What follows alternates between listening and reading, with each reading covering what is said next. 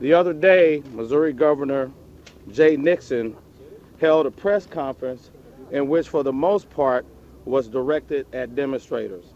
The family wants to associate themselves with the governor's statements and reiterate his denouncement of violence, looting, and rioting in the name of Michael Brown. We feel, as the governor and other law enforcement officials, that such acts cannot be tolerated. We want to make it very clear that on behalf of the Brown family, we do not condone any acts of rioting, looting, or violence, and that we want to encourage all of those that support the justice for Mike Brown to remain vigilant, yet peaceful, calm, and dignified as we await and after we receive the announcement of the grand jury decision. We also feel that it is equally important to implore law enforcement to exercise reasonable restraints when dealing with demonstrators. There have been too many reports of excessive behavior and agitation by police officers, which have resulted in the outbursts of the kind that the governor described by otherwise peaceful demonstrators. History is clear. Prior to many uncivilized reactions by demonstrators, they were simply exercising their First Amendment rights, during which time they became victims of assault rifles being pointed in their face, being manhandled, being tear gassed, hit by rubber bullets, falsely arrested, including members of the media, some of which had their equipment damaged.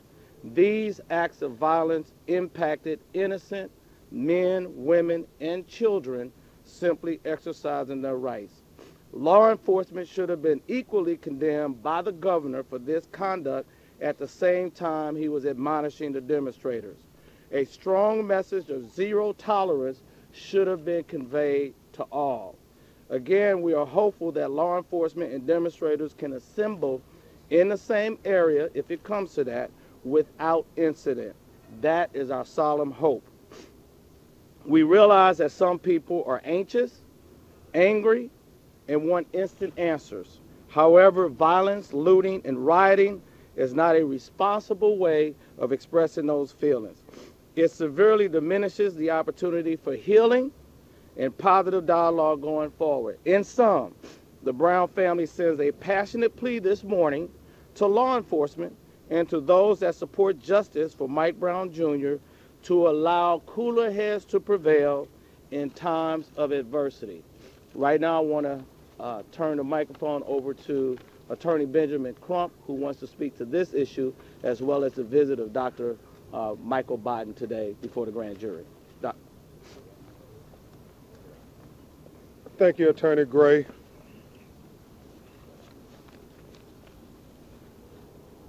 Regardless of the decision of the grand jury, this will be a defining moment in the history of the state of Missouri. In response to Governor Nixon's remarks that seemed to be addressed only, as Attorney Gray said, to the supporters of Michael Brown Jr., the dead unarmed teenager, we come here on behalf of his family to address not only those supporters, but the entire St. Louis metropolitan community, as well as the assembled law enforcement. First, to the supporters of Michael Brown Jr., we would like to thank you all for exercising your constitutional First Amendment rights to freedom of speech. Secondly, to the St. Louis community, we would like to thank you for your continued support for every citizen's right to due process. Thirdly, to Governor Nixon, who is Missouri's chief law enforcement officer, whose responsibility is to make sure that the laws are enforced equally for all Missouri citizens, including those communities like Ferguson, who have had interactions with law enforcement that have led to questionable outcomes that have resulted in a burning desire for civility, transparency, and equal protection. Lastly, to the law enforcement officers who will be patrolling the streets, we would like to thank you in advance for not having a repeat of the horrific encounters that took place in August. We thank you in advance for treating the citizens exercising their First Amendment rights, many of whom will be young people with bold opinions. But there will be some older people who have more measured opinions. There will be some black people. There will be some white people. There will be some Hispanic people. There will be college-educated people. And there will be lay people. But they all will be American citizens. And we thank you in advance, police officers, for treating them as citizens. And now a word to Dr. Michael Biden's visit. And we have Lewis Head, who's here with us as well.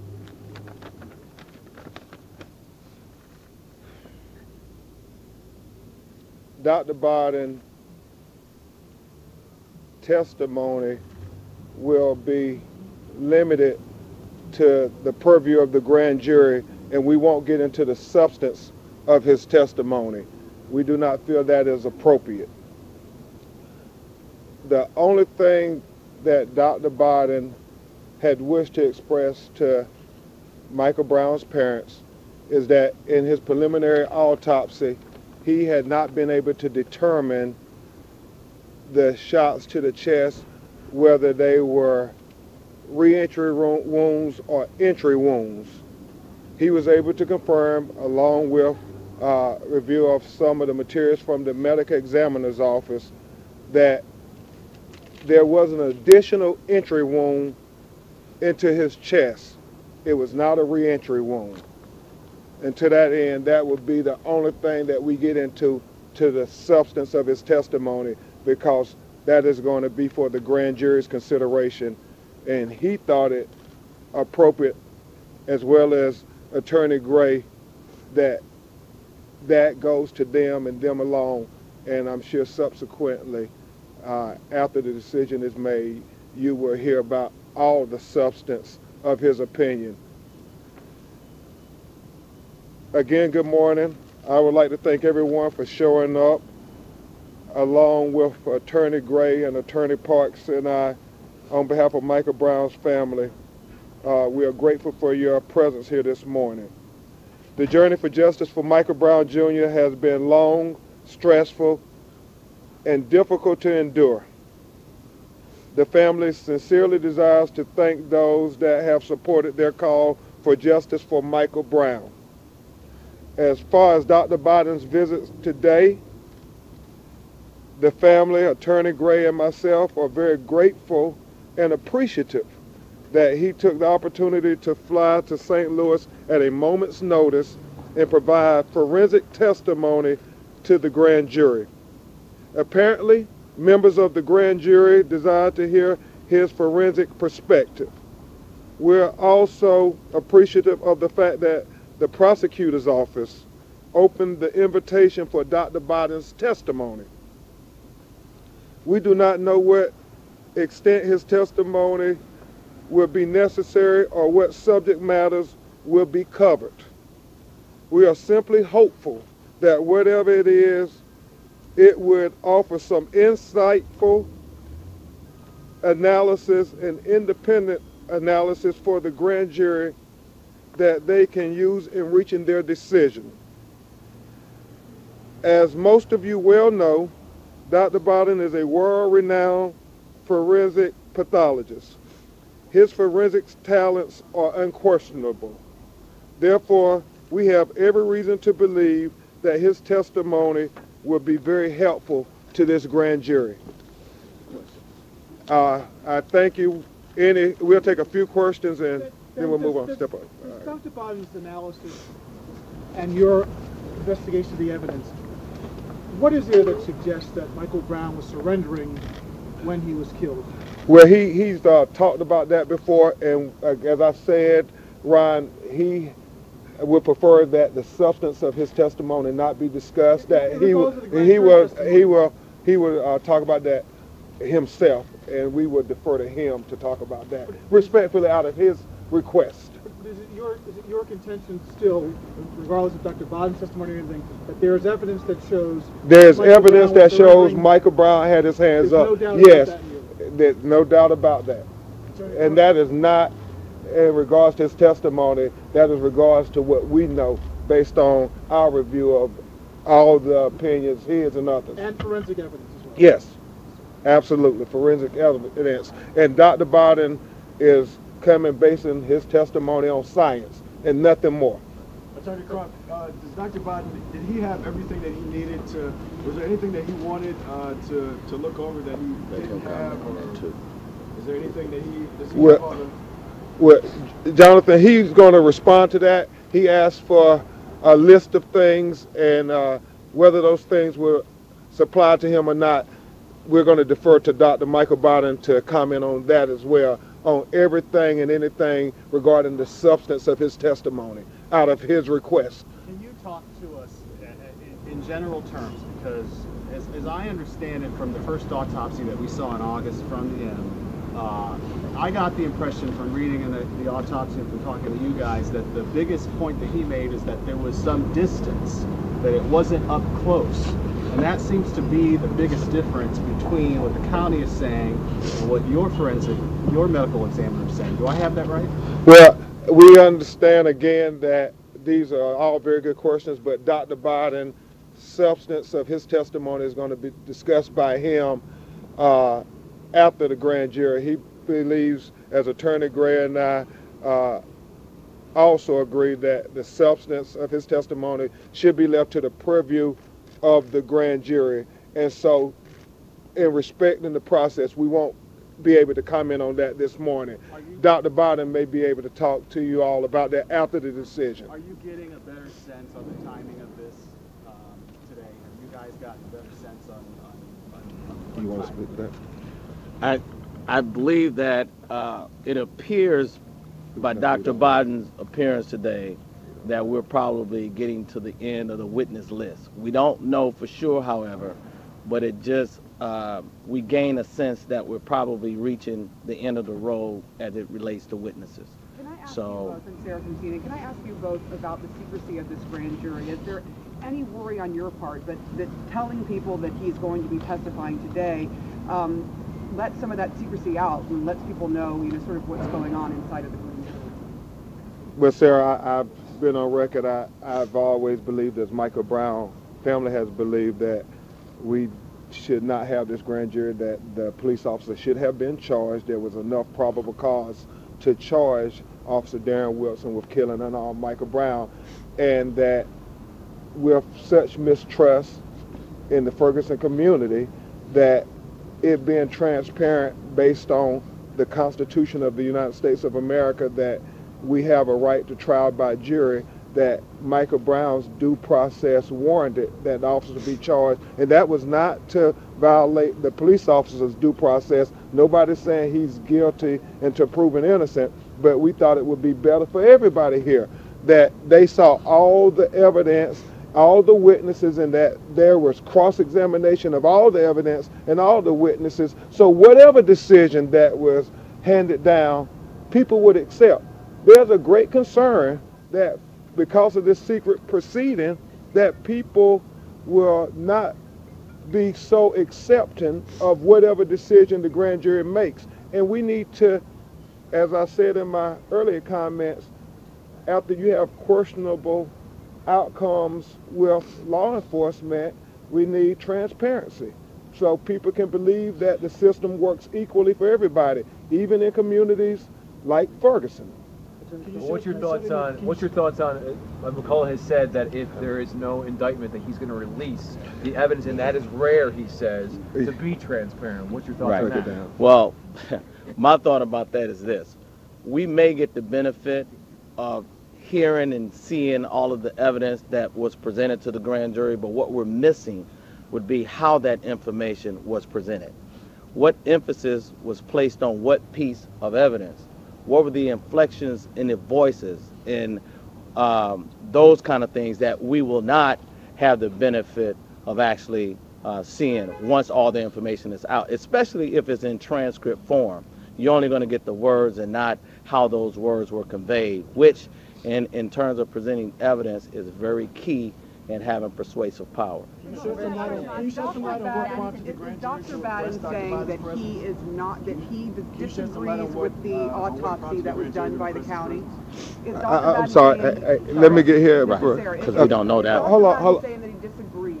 Well, again, Sarah, respectfully, we have to refer to him to the substance of his testimony. I think he's commented on your question before already in a number of newspaper articles about that. So, can you just tell us what he's saying now? No, I can't, because I don't want to violate. But is he still sticking with his testimony that he answered that question a week ago, as well as I think the other pathologist who said she was misquoted and so forth. So we will leave that to the doctors to comment on that. Can you confirm whether it was something that Dr. Baden found that prompted him to want to revisit this, or whether the grand jury had a question and specifically requested him because of something they were unsure about? How did this all come together? Well, apparently the members of the grand jury wanted to hear from him, and we're thankful that the prosecutor's office extended the invitation to satisfy that request. Okay. Why he was asked to testify this late in the process? He offered to testify weeks ago. Again, we have no control over the process. The family is at the mercy of this office. The prosecutor's office, they are praying that they will give Michael Brown Jr. due process of the law as every American citizen, and that they can get justice, that it works equally for them too. At this point, it sounds like this process has no credibility in your eyes. Well, we've questioned, Ryan, as you know from the beginning, this whole process. Again, we've been on the record. We think there's enough probable cause that exists to charge the police officer with killing an unarmed teenager, and we've been consistent on that. In that way, everybody will get their due process. The constitutional rights will be extended both to the police officer, but also to Michael Brown Jr. If it's so evident, why don't you believe the grand jury will also come to that conclusion? Well, here's the problem. When you have a grand jury, they only have one voice in there, and that is, historically, they're going to do whatever the prosecutor wants them to do. As Attorney Gray so eloquently said, if he presents the evidence in a certain way, there will be an indictment. If he presents the evidence in another way, there will be no indictment. It is all about what evidence he presents and how he presents it. That has always been the history of grand jury proceedings. We think that this process is one that warrants transparency, not a secret proceeding. And so we're on record as saying that there's enough probable cause to arrest them and have the constitutional amendments play out as they have been meant to play out for every citizen. As if you were charged with a crime, you would come before a jury of your peers, and the evidence will be vetted, and everybody have a right to cross-examine it. And I don't want to sound like a broken record, because we keep saying that we want Michael Brown Jr. to get his due process. The wound, is that a 7th wound or is that a 6th wound to his body?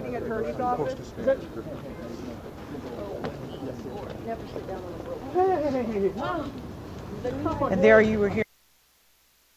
Go, go, go. All right, that's the end of the news conference as Anthony Gray, the family attorney for the Michael Brown family, as well as the police chief of Pine Lawn, And Michael Krupp, the family attorney who is based out of Florida, has come up and taken over this case here. Among the highlights, Anthony Gray agrees with Governor Nixon that there should be no violence and that they are imploring everyone to no violence. He also, however, wishes that Governor Nixon would have been more forceful, talking about how the police will maintain order and be respectful of the protesters. Michael Crump said that there is a small change in the autopsy. Benjamin Crump. Small change in the autopsy findings of the family's autopsy. All of the wounds are entry wounds. Minor detail, but nonetheless, it's a little change from what they said earlier. And Benjamin Crump also thanked the police in advance that they're going to protect the protesters' safety. I wish somebody would have asked Anthony Gray, the attorney for the family, Michael Brown, if the Pine Lawn police officers, if his police officers are going to be part of the police response to the protesters. Are the Pine Lawn police officers going to be used to help keep the peace? Because if that's the case, then Anthony Gray is the police chief for Pine Lawn. I wonder if he's going to allow his officers to work with the other police officers to help keep the peace. I wish somebody would have asked Anthony Gray that question, but maybe next time. 9:46 here, Big 550 KTRS. Go down and see the